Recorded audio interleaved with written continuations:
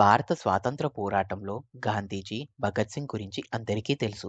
కానీ జపాన్ నేల నుంచే బ్రిటిష్ సామ్రాజ్యాన్ని కుదిపేసిన ఒక మహావీరుడి గురించి మీకు తెలుసా? ఆయనే రాజ్ బిహారీ బోస్. 1886 మే 25న బెంగాల్లో జన్మించారు రాజ్ బిహారీ బోస్ గారు. చిన్నప్పటి నుంచే దేశభక్తితో నిండిపోయారు ఆయన. ఆ కాలంలో బ్రిటిష్ ప్రభుత్వం భారతీయులపై చాలా క్రూరంగా ప్రవర్తించేది. దాన్ని చూసిన రాజ్ బిహారీ బోస్ గారు స్వాతంత్ర్యం కోసం విప్లవ మార్గాన్ని ఎంచుకున్నారు.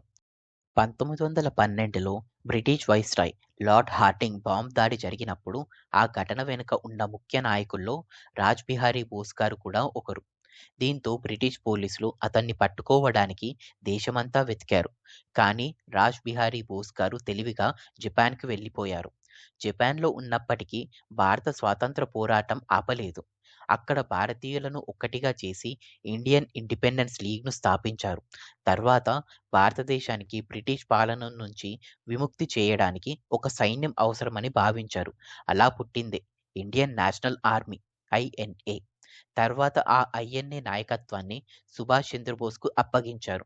నేతాజీ ప్రపంచానికి తెలిసిన ముందే ఆయన దారి చూపిన వ్యక్తి రాజ్ బిహారీ బోస్ గారు. దేశ స్వాతంత్ర్యం కోసం జీవితమంతా పోరాడిన ఆ మహానుభావుడు 1945లో జపాన్‌లో కన్నుమూశారు. కానీ ఆయన కలలు కన్న కల 2 సంవత్సరాల తర్వాత నిజమైంది. 1947లో భారత స్వతంత్ర దేశమైంది. దేశం కోసం విదేశాల్లో కూడా పోరాడిన ఈ మహావీరుడిని మనమంతా గుర్తు చేసుకోవాలి.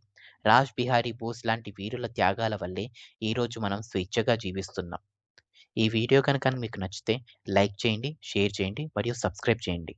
ధన్యవాదాలు. జై హింద్.